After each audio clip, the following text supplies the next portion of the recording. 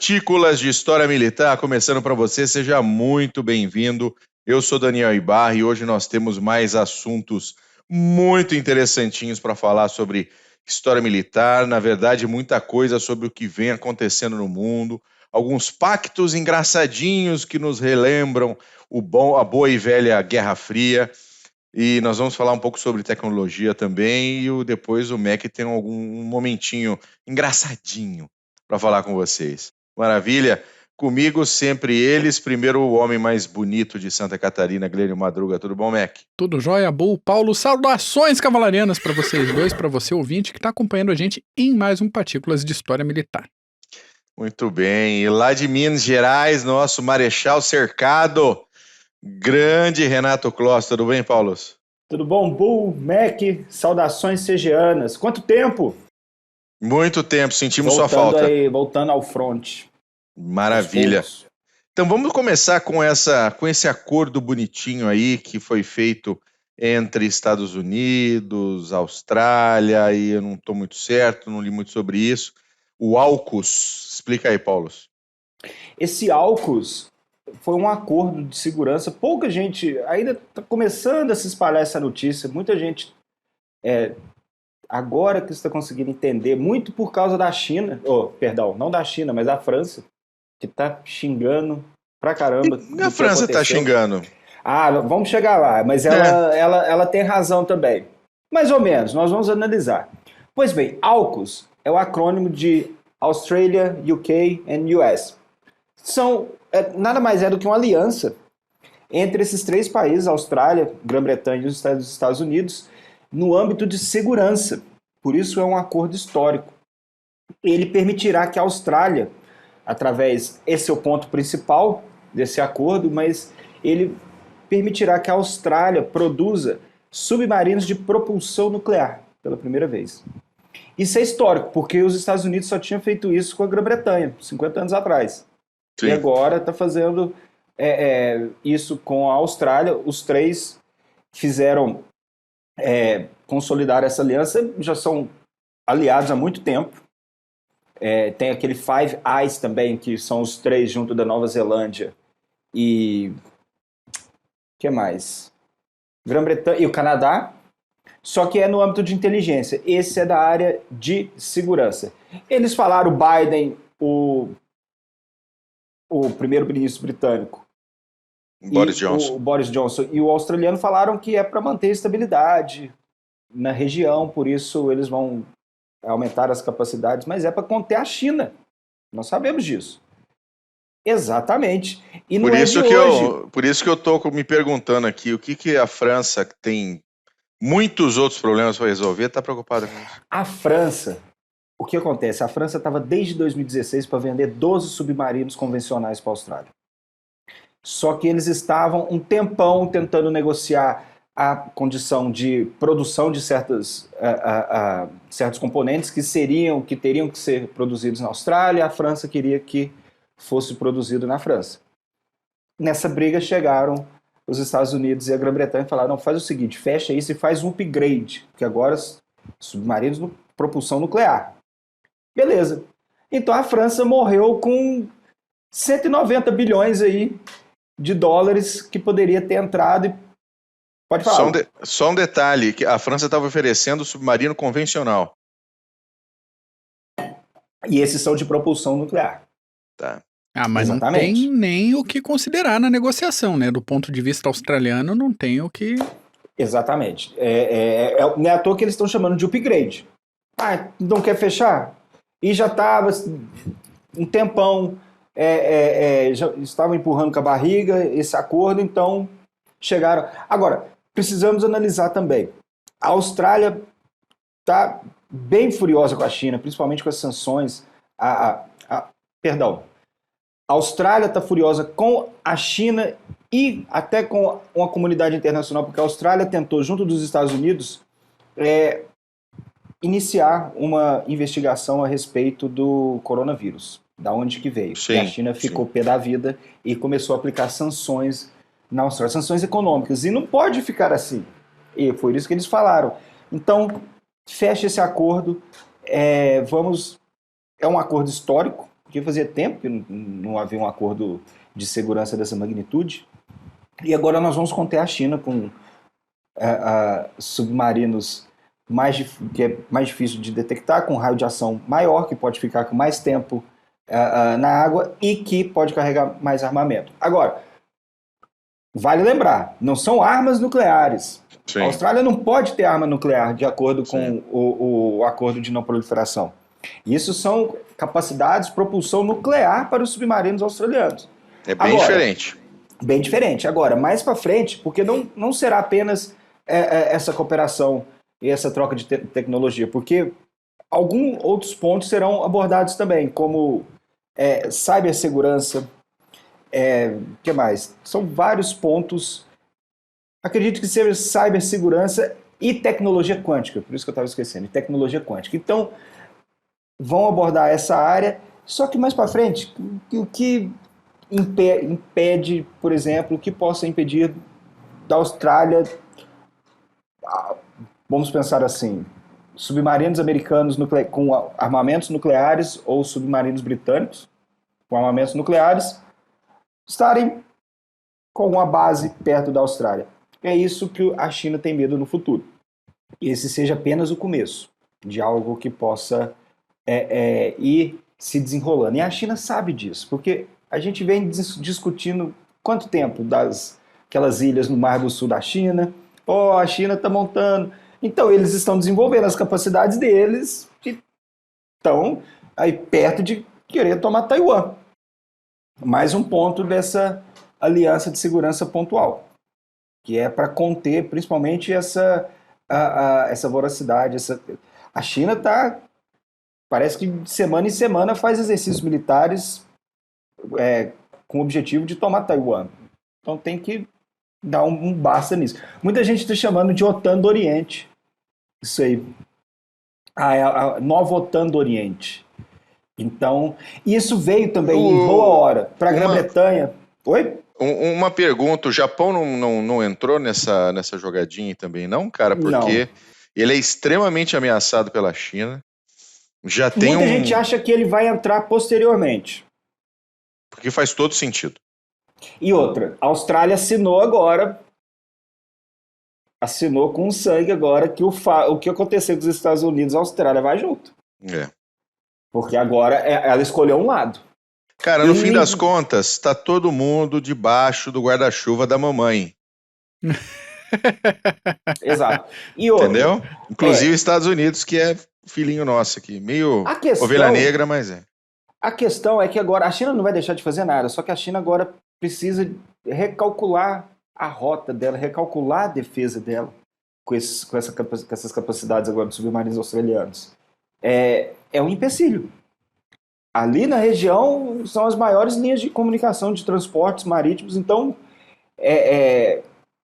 você acaba por balança de poder, você está balanceando.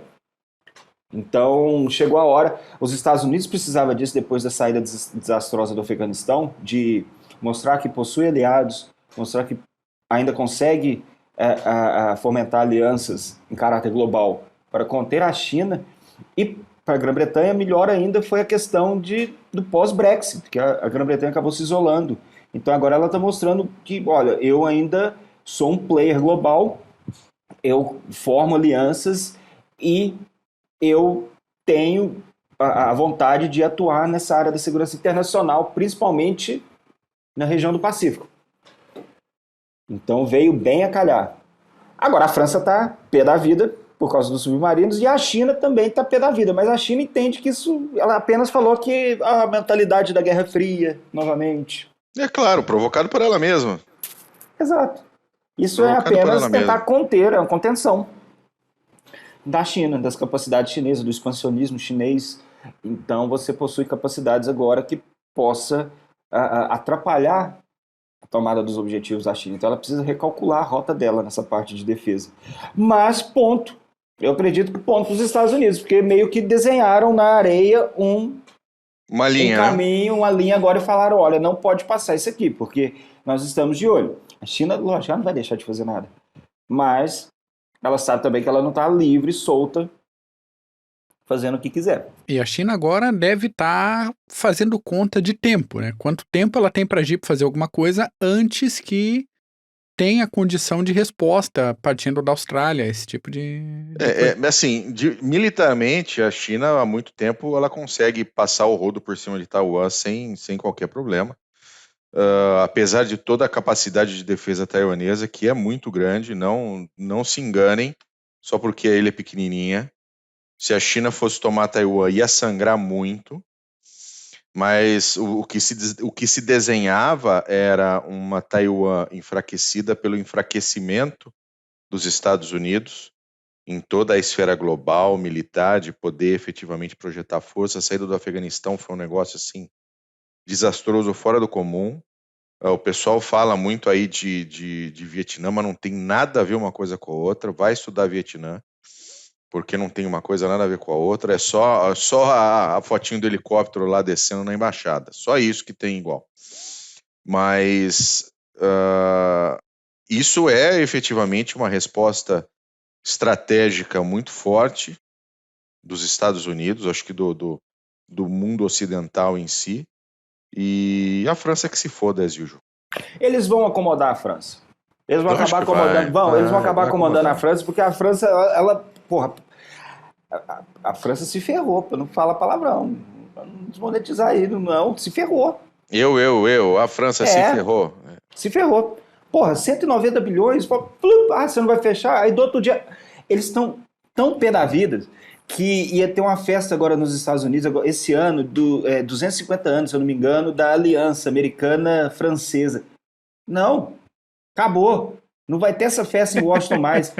Mandaram de volta o embaixador da França em Washington. Volta. Ficar fazendo croissant doce aí, ferrado. os negócios não esperam, né? Não, de jeito nenhum. Time is money. É o jeito. Jeito nenhum, muito bom. Mais algum ponto sobre esse assunto, meu querido? Não, só isso. Vamos ver o desenrolar agora na questão da França, como que eles vão acomodar a França nessa aliança aí, até que a França... A Grã-Bretanha ainda tem muito objetivos estratégicos ali no Pacífico. Não acredito que a França tenha, mas ela vai querer também fazer parte da jogada. E é sempre bom, mais capacidades, mais... Sem dúvida. É número. Muito bom. Tá, e tomando um pouquinho, né, pegando um pouco na esteira dessa aliança e também nas questões de tecnologias militares do futuro, essa semana o secretário da Força Aérea, Frank Kendall, confirmou que existem hoje 5 bombardeiros stealth B-21 Raiders que estão sendo montados na planta da Força Aérea 42, lá em Palmdale, na Flórida. E, cara, essa é a nova geração de bombardeiros estratégicos americanos.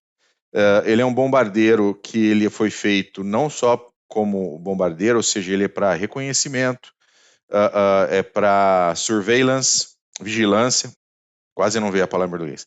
Então é para reconhecimento, vigilância, inteligência. Ele é um atacante multifunção. Obviamente, pode carregar armas nucleares. E uma coisa muito interessante, ele pode ou não ser tripulado. Olha só.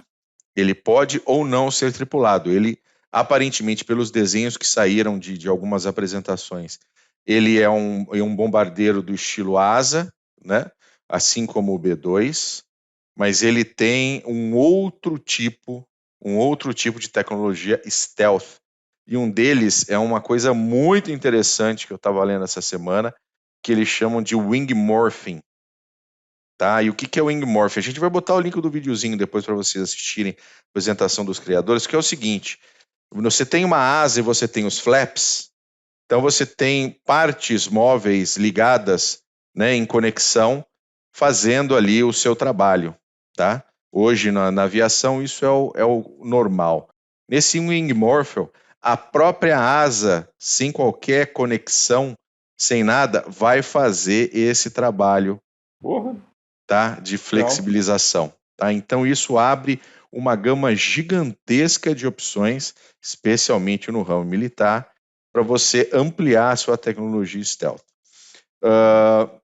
não consegui ler muitas coisas mais profundas com relação à aplicação desse modelo em stealth, a gente volta nisso depois. Mas a questão é que os Estados Unidos não estão quietinhos como nunca Eles estiveram, estão tá? dormindo, né? Exatamente. Então esse B-21 vai fazer parte de uma família de sistemas avançados, que incluem o F-35, tá? Que é o caça multifunção, que tem uma quantidade gigantesca de opções, e ele mesmo pode ser um centro de comando num ataque aéreo envolvendo, inclusive, bombardeiros. Então, o B-21 é um armamento fabuloso que deve, assim, dizem que já viram voando, tá? Tem alguns avistamentos aí de aeronaves não identificadas sobre a Califórnia, há muitas em altas altitudes. Então, ele já começou a voar. E ele deve começar a efetivamente estar mais às vistas do público ali por volta de 2022, tá? No ano que vem. E seria agora no segundo semestre de 2020, mas acabou indo para... E seria no segundo semestre de 2020, acabou indo para 2022. Mas o B-21 Raider vai ser um bombardeiro absolutamente fabuloso. E se eu fosse a China, eu tava dando uma peidadinha na farofa. Ele já deve estar de olho aí, ó, pra... Sem dúvida, a China está de olho, tentando obter toda e qualquer informação possível sobre as tecnologias, porque os Estados Unidos estão muito à frente em tecnologia stealth, assim, muito, muito, muito à frente, né? O que China e Rússia estão conseguindo fazer agora, os Estados Unidos já alcançaram há 10, 15 anos atrás, até muito mais. Nós temos os primeiros stealth ainda em operação, o F-117. Apesar dele ter saído de operação, entre aspas, ele continua voando e operando em missões secretas. Então, os Estados Unidos estão muito de olho no que está acontecendo e na ameaça que não só a China, mas a Rússia também significam hoje no cenário estratégico. Pô, hoje tá foda. Foi. Estratégico e global. Cara, fiquei chocado agora. Não tá dormindo. Não tá dormindo. Não tá dormindo de jeito nenhum. De jeito nenhum. Fiquei chocado com o F-117 agora, hein? Não, o F-17 continua voando, cara. E voando muito bem. Muito bem em missões secretas. Ele não está ativo em qualquer esquadrão da Força Aérea Americana. Ele voa só quando precisa em situações bem específicas. Só ninguém fica sabendo que ele tá no ar que tá tudo certo. Oi? Só ninguém fica sabendo que ele tá no ar que tá tudo certo. Não, cara, eu entendo que se ele está voando missões secretas, ele tá conseguindo entrar em muito espaço aéreo sem ser identificado. Sim, sim. Né? Todo mundo se lembra da Sérvia, todo mundo se lembra daquele caso da Sérvia durante a guerra do Kosovo, mas aquilo foi igual acertar um tiro numa bolinha de tênis enquanto ela voa pela quadra. Não é? Vamos ver como vai ser. Mac, é sua vez, cara. Então vamos lá. Vamos aliviar um pouco a tensão, né? Essa tensão de Guerra Fria, um negócio complicado, hein? Quem é militar, quem já foi militar, quem convive com militares, sabe que uma das primeiras habilidades adquiridas pelo militar em treinamento, isso em qualquer escala, curso de formação de soldado, cabo, sargento, oficial, é o cara dormir onde e quando puder, e ele cai no sono com uma velocidade impressionante. É um negócio absurdo a capacidade que uma pessoa desenvolve para dormir. E pegando essa habilidade, a gente fala de um sujeito chamado Paul Kern, que era um húngaro que nasceu lá em 1884 e combateu na Primeira Guerra Mundial, ali em torno dos seus 30 anos. Então, para situar o ouvinte, o avanço alemão ali em 1915 aconteceu em perseguição à retirada das tropas russas até que os russos fincaram o pé e resolveram dar uma chapuletada depois ali com a ofensiva Brusilov. Nesse contexto aí, algumas divisões húngaras chegaram a combater sob comando de generais como o Alexander von Lisingen, que comandava o Exército do Sul nessa ofensiva, principalmente ali na região da Galícia, e os combates subsequentes, e de um tal de Mackensen, que estava um pouquinho mais ao norte ali. Então acontecia esse rolo e esses exércitos... Grande Mackensen, grande cabeça de peru. Esses exércitos e grupos de exército, às vezes chegava a ter tropa que falava 5 idiomas diferentes. Pra sentir a salada que era o negócio ali. Só pra ajudar. Então, o Kearny estava lá nesse rolo de combater os russos, ele estava sob comando do Linzingen, até que um russo deu um tiro na cabeça dele. Então, nenhuma novidade, um russo atirando na cabeça de alguém no fronte leste, né? Acontece sempre. Então, crânio rachado, massa encefálica perdida, aquele negócio, e o Kearny resolveu que ainda não era a hora de ele morrer. Hoje não. Então ele foi levado para o hospital de Lemberg, acordou lá e não só sobreviveu ao impacto, como se recuperou relativamente bem do ferimento. Relativamente bem por quê? Ele perdeu completamente a capacidade de dormir e a vontade de dormir. Pois é, olhos arregalados aqui, porque dormir é bom, né, gente? E é essencial, assim. Tanto que a privação de sono é um tipo clássico de tortura, ou, como é que o pessoal fala? Técnicas aprimoradas de interrogatório. Você deixa o cara sem dormir lá, enfim. Mas o Kearny não só conviveu com isso, ele se adaptou a isso de uma forma que nunca ninguém tinha visto. Então ele tinha uma rotina constante de 24 horas ligado. Então ele trabalhava das 9 da manhã às 2 da tarde, lia das 2 às 6, e a partir das 7 até as 7 da manhã seguinte ele dava um rolê pelas casas noturnas, clubes. Chegava em casa, tomava um banho, trocava de roupa e segue pro trabalho. Nada acontece. Segundo o próprio Kearny, ele só precisava fechar os olhos 1 hora por dia para não ter dor de cabeça, para descansar o nervo óptico. Mas ele gostava de conversar nesse período que ele estava de olho fechado. Então alguma especulação ali sobre... ele pelo menos dorme 1 hora por dia? Não dorme. Ele tá falando com os outros, batendo papo, fazendo negócio, só tava de olhinho fechado ali para não ter enxaqueca. Então, a partir disso, ele foi submetido a diversos exames, passou de país para país, médico nenhum conseguiu definir o que ele tinha.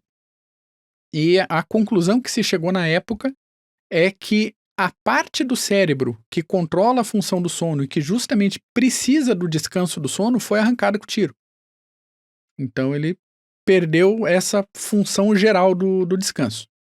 Então ele é nascido em 1884, tem lugares que falam que ele morreu em 1943, outros lugares falam que ele morreu em 1955. O fato é que o sujeito ficou pelo menos 28 anos sem dormir. Acordado.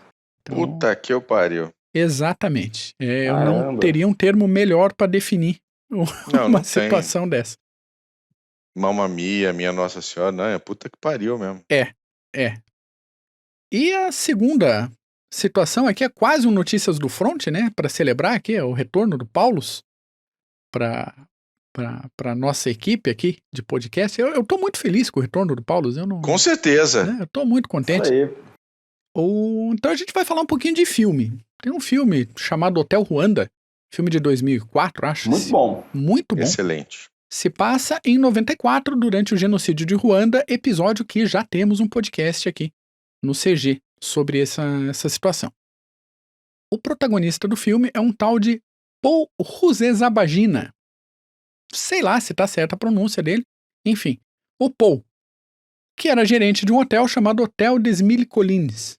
Pronúncia em francês belga, vai saber também. Acho que é 1000 colinas, alguma coisa assim. É, uma coisa assim. Enquanto a situação no genocídio se agravava, o hotel virou refúgio de gente que estava sendo perseguida. O gerente do hotel, o Paul, era Hutu, era casado com uma Tutsi. Então ele também seria perseguido pela lógica das tropas e da milícia, mas esse gerente do hotel acaba comprando favores dos militares da milícia local, pagando pela segurança do hotel. Então, enfim.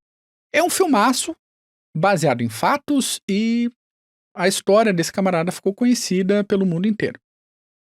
Aí, é realmente fato, a pessoa que inspirou o filme realmente ajudou a salvar mais de 1.200 pessoas, chegou a receber do Bush em 2005, acho, a Medalha Presidencial da Liberdade e acabou se mudando para a Bélgica com a esposa, com os filhos e com os sobrinhos também. Aí que esse mesmo camarada, esse ícone humanitário, se é que dá para colocar nesses termos, estava sendo acusado em Ruanda pelos crimes de terrorismo, incêndio criminoso, sequestro e assassinato realizados em 2017 e 2018. É também suspeito de ser fundador e patrocinador de várias redes terroristas e ele é, de fato, vinculado ao movimento ruandês pela mudança democrática, ou seja, oposição direta ao Paul Kagame, que foi vice-presidente de 94 a 2000, pois é, e presidente de 2000 para cá. Presidente democraticamente eleito há 21 anos, enfim. Ano passado, o Paul do hotel, não o Paul Kagame, o Paul do hotel, resolveu visitar o Burundi, mas o avião faz escala onde para chegar no Burundi? Faz escala em Kigali, na Ruanda. E ele foi preso ou sequestrado pelas autoridades locais, como afirmam vários observadores internacionais e a própria família do Paul. Notícia quentinha, hoje a gente está gravando numa segunda-feira, dia 20 de setembro, dia do gaúcho, dia de comemoração à Revolução Farroupilha. O Paul foi declarado culpado pelos crimes que a gente citou agora e a sentença foi de 25 anos, lembrando que ele está com 67 aninhos agora. Isso que no início do processo, os promotores chegaram a pedir a prisão perpétua dele. O que não faz muita diferença, 25 anos a partir de agora, ele está com 67, enfim.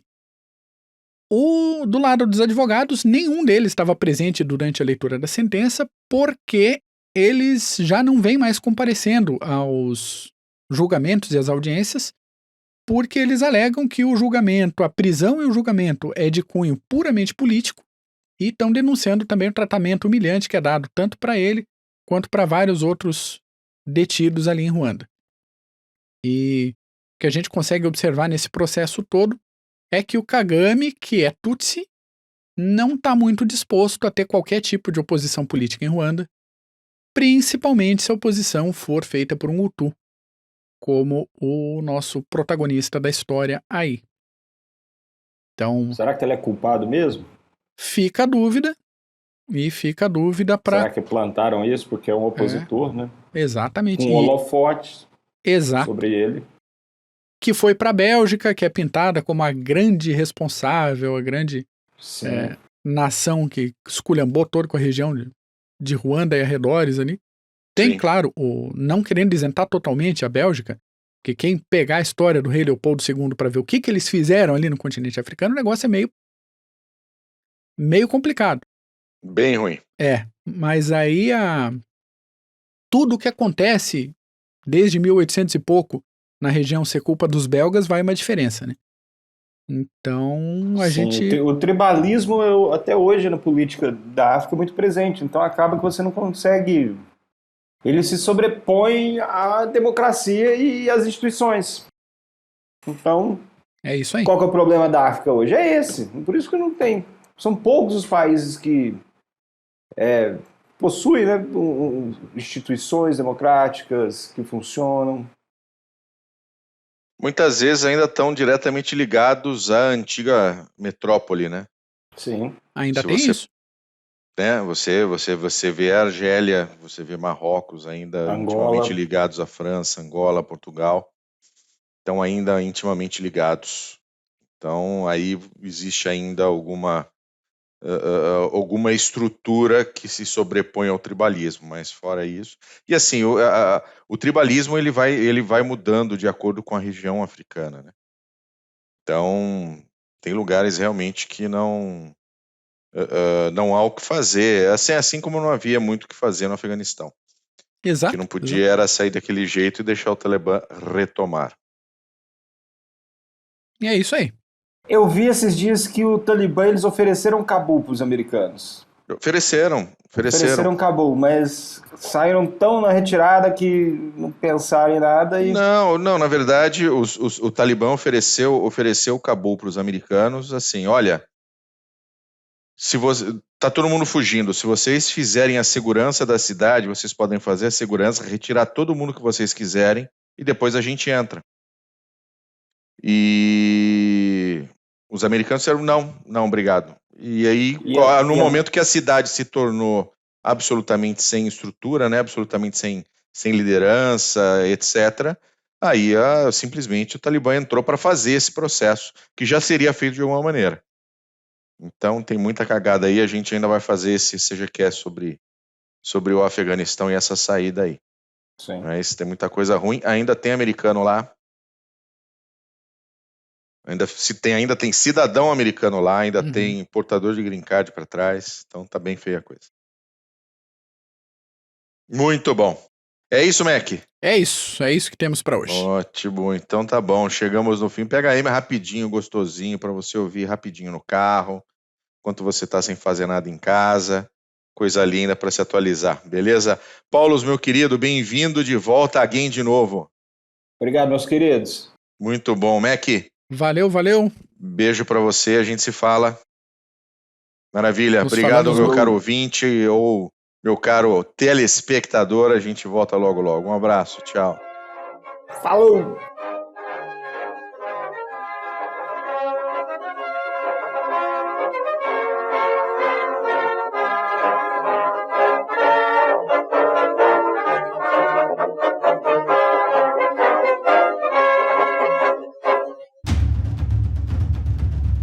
O processo de internacionalização das empresas vem colocando cada decisão institucional à prova. E para ter destaque nesse cenário cada vez mais dinâmico, é necessário que o profissional compreenda questões políticas, geopolíticas, estratégicas, diplomáticas, jurídicas, sociais e éticas. Nesse sentido, a Columbus, pós-graduação de alta performance, promove o curso de Relações Internacionais e Diplomacia Empresarial. Este curso é coordenado pelo professor Marco Túlio Delgobo Freitas e é voltado para profissionais que trabalham em um contexto internacional ou queiram atuar na área de relações internacionais. Se a sua área de atuação for direito administrativo ou gestão estratégica de marketing, a Columbus também tem cursos de pós-graduação que vão te ajudar a desenvolver habilidades e competências para sair na frente como um profissional completo e dinâmico. Acesse o site columbuseducacional.com.br. Informe que conheceu os cursos através do podcast Clube dos Generais e garanta 10% de desconto.